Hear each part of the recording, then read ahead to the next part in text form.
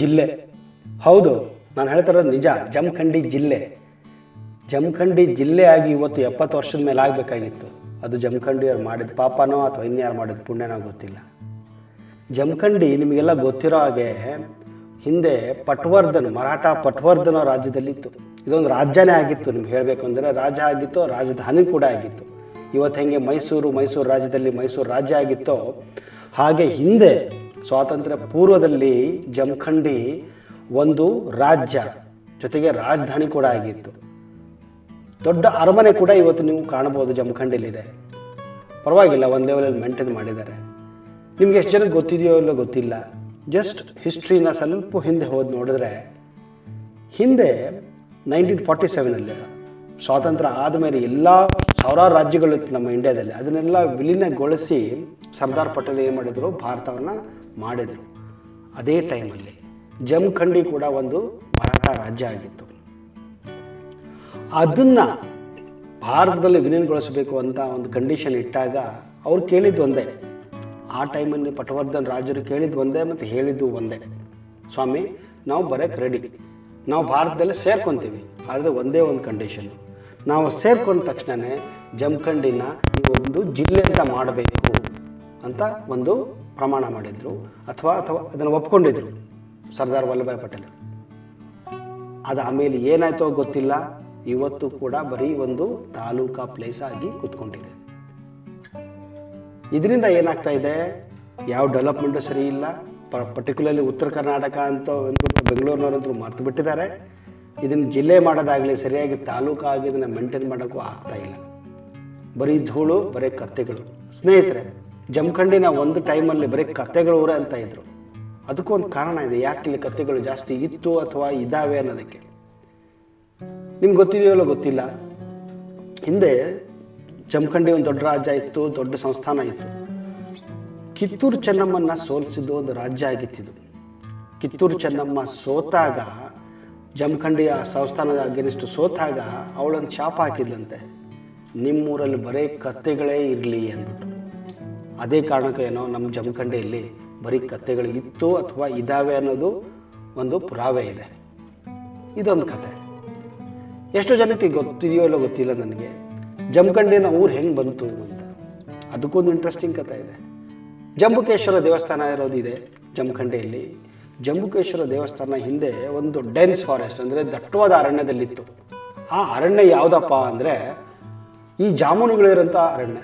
ಜಾಮೂನು ಅಂದ್ರೇನು, ಮರಾಠಿಯಲ್ಲಿ ಜಾಮೂನು ಅಂತಾರೆ, ಕನ್ನಡದಲ್ಲಿ ಅದಕ್ಕೆ ನೇರಳೆ ಹಣ್ಣು ಅಂತಾರೆ.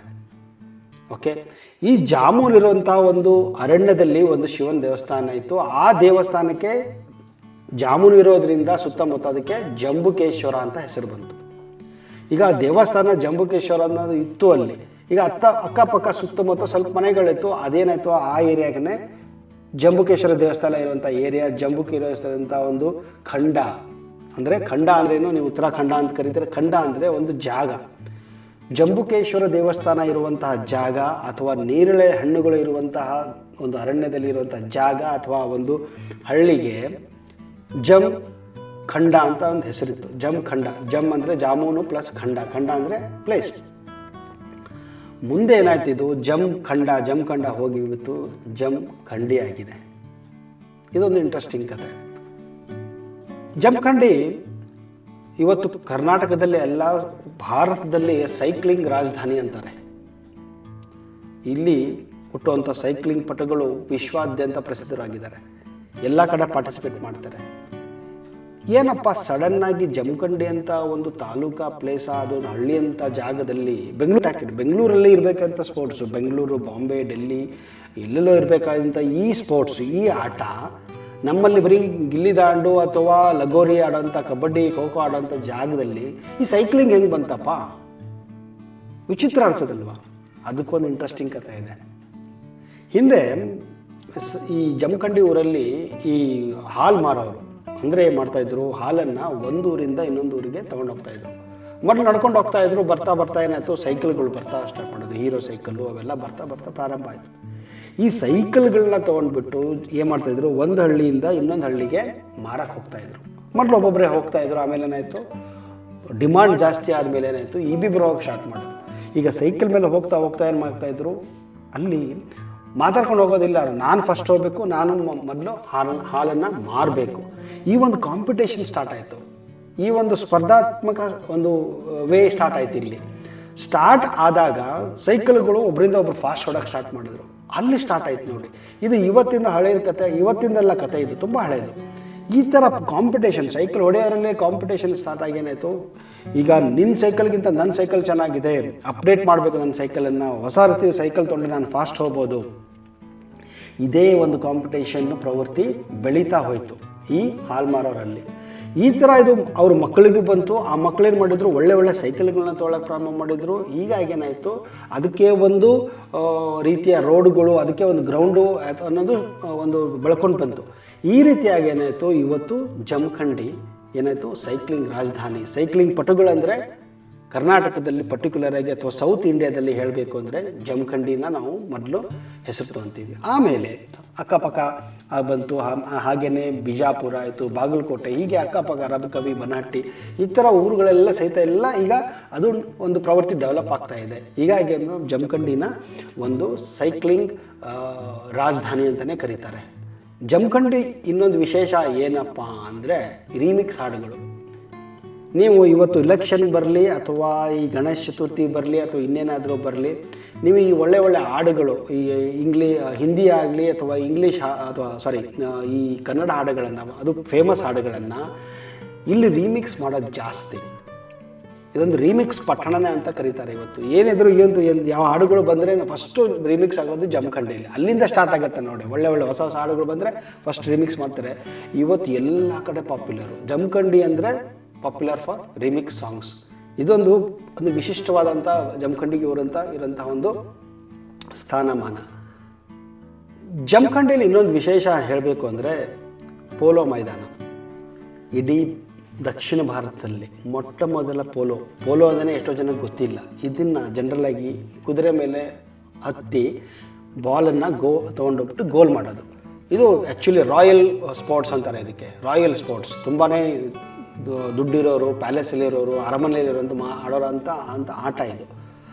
ಆದರೆ ಪಟ್ವರ್ಧನ್ ಸಾಹೇಬರು ಜಮಖಂಡಿಯಲ್ಲಿ ಮೊಟ್ಟ ಮೊದಲ ಪೋಲೋ ಮೈದಾನನ ಪ್ರಾರಂಭ ಮಾಡಿದರು. ಎಲ್ಲಿ? ಜಮಖಂಡಿಯಲ್ಲಿ.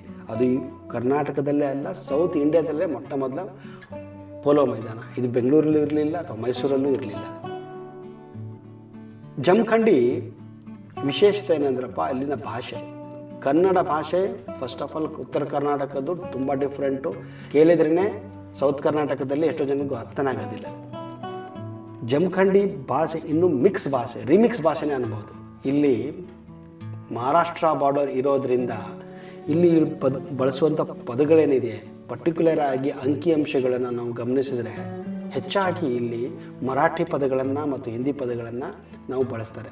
ಎಲ್ಲಾದರೂ ನೀವು ಮಾರ್ಕೆಟ್ ಹೋದರೆ ಕನ್ನಡ ಅಂಕಿಅಂಶನ ಬಳಸೋದೇ ತುಂಬ ಕಡಿಮೆ. ಎಲ್ಲ ಬಂದರೆ ಮರಾಠಿ ಬರುತ್ತೆ, ಇಲ್ಲ ಹಿಂದಿ ಬರುತ್ತೆ. ನೀವು ಟೈಮ್ ಹೇಳುವಾಗಲೂ ಕೇಳಿದರೆ 4:45, 3:45. ನೀವು ಪೋಣೆ ಅಂತಲೇ ಬೆಂಗಳೂರಲ್ಲಿ ಹೋಗಿ ಕೇಳಿದರೆ ಅವ್ರಿಗೆ ಗೊತ್ತೇ ಇಲ್ಲ ಪಾಪ. ಅವ್ರು ಅಂತಾರೆ 2:45, 2:15 ಕೈ ಅಂತಾರೆ. ಆದರೆ ಜಮಖಂಡಿಯಲ್ಲಿ ಬಂದು ಕೇಳಿದರೆ ನಾವು 4:15, 3:45 ಈ ಥರ ಅಂಕಿಅಂಶಗಳನ್ನು ಕೇಳಿದರೆ ನೀವು ಜಮಖಂಡಿಯಲ್ಲಿ ಮಿಕ್ಸ್ ಆಗಿರೋಂಥ ಭಾಷೆ ಅಂದರೆ ಮರಾಠಿ ಭಾಷೆ ಇನ್ಫ್ಲುಯೆನ್ಸ್ ತುಂಬಾ ಇದೆ. ಇದೊಂದು ತುಂಬ ವಿಶೇಷವಾದಂತಹ ಒಂದು ಅಂಶ ಅಂತ ನಾವು ಕರೀತೀವಿ. ಜಮಖಂಡಿ ಒಂದು ಕಾಲದಲ್ಲಿ ಬಿಜಾಪುರದಲ್ಲೇ, ಬಿಜಾಪುರ ಆದ ಮೇಲೆ ಅತಿ ದೊಡ್ಡ ನಗರ ಆಗಿತ್ತು. ಅದು ಮುಂದೆ ಇದೇ ರೀತಿ ಬೆಳವಣಿಗೆಯನ್ನು ಕಾಣಲಿಲ್ಲ. ಅದಕ್ಕೆ ಹಲವಾರು ಕಾರಣ ಇರಬೇಕು, ರಾಜಕೀಯ ಕಾರಣ ಇರಬೇಕು, ನಮ್ಮ ಸ್ವಂತ ಕಾರಣ ಇರಬೇಕು. ಆದರೆ ಸ್ನೇಹಿತರೆ, ಈಗ ಜವಾಬ್ದಾರಿ ನಮ್ಮಲ್ಲಿದೆ. ರಾಜಕೀಯನ ಬಿಟ್ಬಿಡಿ, ಜಮಖಂಡಿಯನ್ನು ಒಂದು ಒಳ್ಳೆಯ ನಗರವನ್ನಾಗಿ ನಾವು ಮಾಡೋಣ, ಸ್ವಚ್ಛತೆಯನ್ನು ಕಾಪಾಡ್ಕೊಳ್ಳೋಣ, ಒಂದು ದೊಡ್ಡ ಜಿಲ್ಲೆಯನ್ನಾಗಿ ಸಹಿತ ನಾವು ಮಾಡೋದಕ್ಕೆ ಪ್ರಯತ್ನ ಮಾಡೋಣ. ಸ್ನೇಹಿತರೆ, ಜಮಖಂಡಿಯ ಬಗ್ಗೆ ಹೀಗೆ ಹಲವಾರು ವಿಷಯಗಳನ್ನು ನಿಮ್ಮ ಮುಂದೆ ತರ್ತೀನಿ. ನೀವು ಮುಂದೆ ನೋಡಬೇಕು ಅಂತ ನಿಮಗೆ ಅನಿಸಿದರೆ ದಯವಿಟ್ಟು ಈ ಚಾನಲನ್ನು ಸಬ್ಸ್ಕ್ರೈಬ್ ಮಾಡಿ, ಹಾಗೂ ಈ ವಿಡಿಯೋನ ದಯವಿಟ್ಟು ನಿಮ್ಮ ಸ್ನೇಹಿತರ ಜೊತೆ ಶೇರ್ ಮಾಡಿಕೊಳ್ಳಿ. ಜೈ ಕರ್ನಾಟಕ ಮಾತೆ. ವಿಡಿಯೋ ಇಷ್ಟ ಆಯಿತಾ? ಹಾಗಾದರೆ ಇದನ್ನು ನಿಮ್ಮ ಸ್ನೇಹಿತರ ಜೊತೆ ವಾಟ್ಸಪ್ಪಲ್ಲಿ ಶೇರ್ ಮಾಡಿ. ಸ್ನೇಹಿತರೆ, ಈ ವಿಡಿಯೋ ಇಷ್ಟ ಆಯಿತಾ? ಹಾಗಾದರೆ ಲೈಕ್ ಐಕನ್ನ ಪ್ರೆಸ್ ಮಾಡಿ. ನಿಮ್ಮ ಅನಿಸಿಕೆಗಳನ್ನು ಕಮೆಂಟ್ ಬಾಕ್ಸಲ್ಲಿ ಬರೆಯಿರಿ. ಒಂದು ವೇಳೆ ಇಷ್ಟ ಆಯಿತು ಅದನ್ನು ಸ್ನೇಹಿತರ ಜೊತೆ ಶೇರ್ ಮಾಡಿಕೊಳ್ಳಿ. ಈ ಚಾನಲನ್ನು ಸಬ್ಸ್ಕ್ರೈಬ್ ಮಾಡೋದನ್ನು ಮಾತ್ರ ಮರಿಬೇಡಿ ಹಾಗೂ ಬೆಲ್ ಐಕಾನನ್ನು ಪ್ರೆಸ್ ಮಾಡಿ.